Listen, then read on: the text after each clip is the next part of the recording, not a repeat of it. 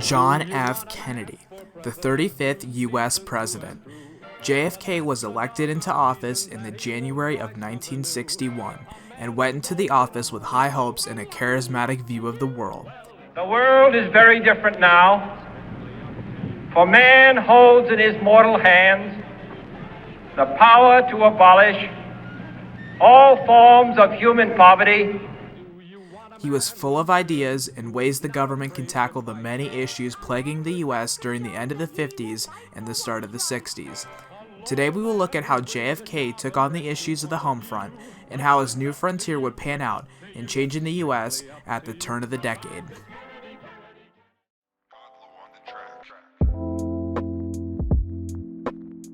The 35th President of the United States, John F. Kennedy, had many goals he believed would make America a better place for living. He wanted to push medical care, and also he wanted to help the mentally ill. He believed that the mentally ill should not be treated like aliens. This was due to the fact that his little sister Rosemary was born with intellectual disabilities. Along with this, he also pushed charity and wanted to increase the spending on education. To stimulate the economy, Kennedy wanted to reduce taxes from 95 to 65%. He wanted to protect the unemployed, increase minimum wage, and energize the business and housing sectors. He believed that this would cause an economic boom. Kennedy also wanted to establish the Peace Corps. He wanted to do this to help push world peace and friendship. They would do this through three goals. 1, to help the peoples of interested countries in meeting their need for trained men and women.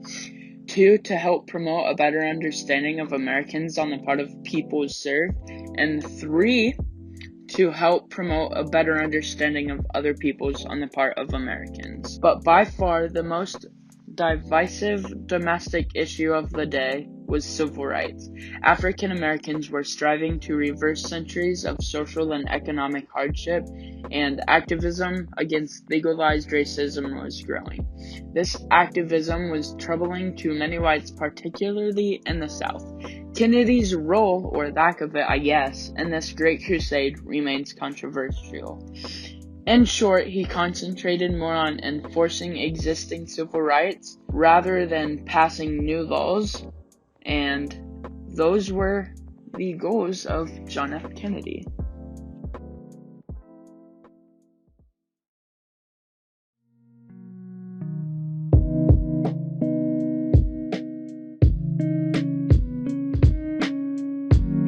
During his time as president, Kennedy signed legislation to increase the minimum wage, which went from $1 to $1.25. Kennedy had also increased Social Security benefits.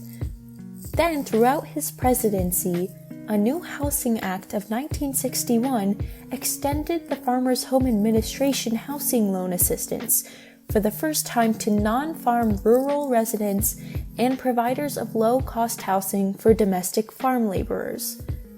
During Kennedy's presidency, Congress had provided $4.9 billion in federal grants for urban development due to Kennedy's domestic policy. In addition to this, he also raised money for research for mental illness.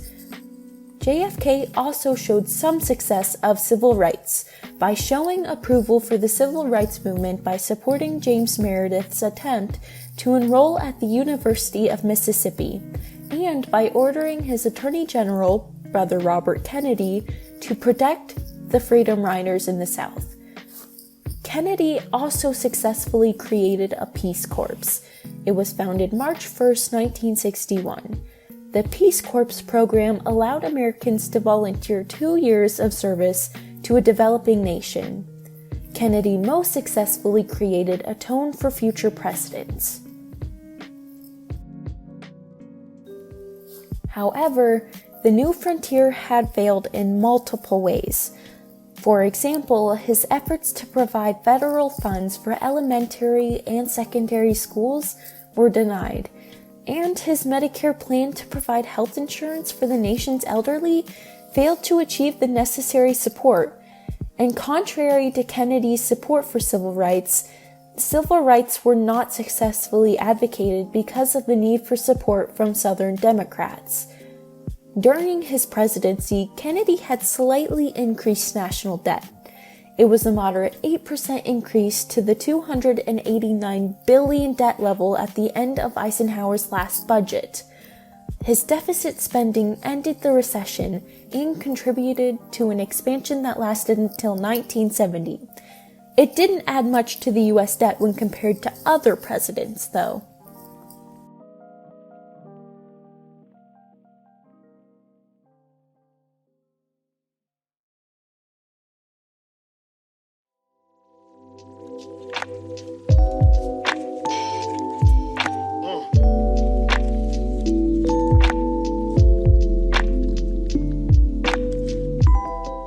So before going in depth on JFK's legacy, take a second to think. When you hear JFK, what is the first thing you think of?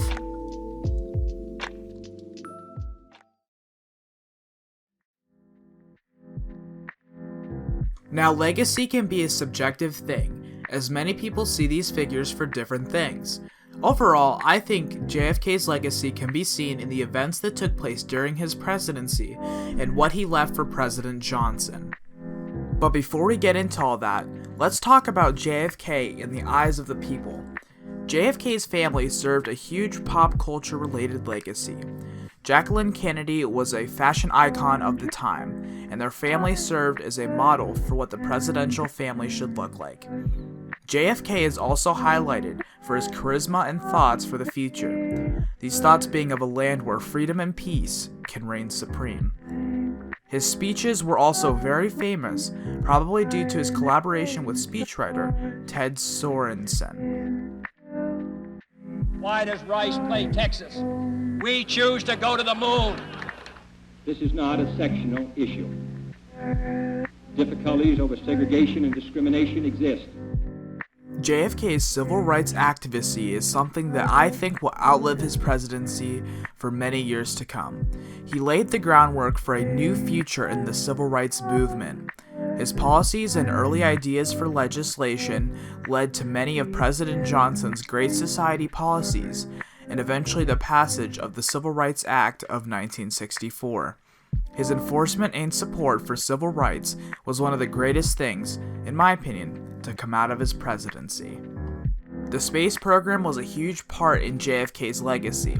His policies led to higher funding in the space exploration program and NASA.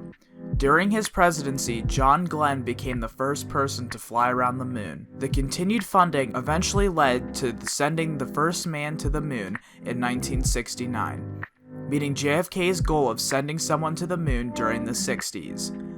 This shows how his ideas and policies continued to influence the United States after his untimely death. From Dallas, Texas, the flash, apparently official, President Kennedy died at 1 p.m. Central Standard Time. The assassination of JFK is one of the greatest American tragedies of the 20th century. This is one of the biggest things to come out of his presidency, as it was one of the biggest shocks to American society. It is important to note that information and broadcast were now widely available, thus leading citizens to learn of his death faster than ever before. Everything was on the horizon for citizens, and everything seemed possible, but the death left Americans back to a grim reality. This created new problems and new solutions to help protect the president and those around them, and also led to the appointment of President Johnson. An untimely event and ultimately one of the major things to come out of his presidency, the assassination had such a great impact on American culture and history. JFK led a legacy of great progress and wonder into the future of the United States. From his support and advocacy of civil rights to completing the goal of sending a man to the moon, JFK showed Americans a new future of endless possibilities. Sadly, his assassination would lead to an ultimate decline in this mentality, being beat out by new turmoil and conflict to follow after his death.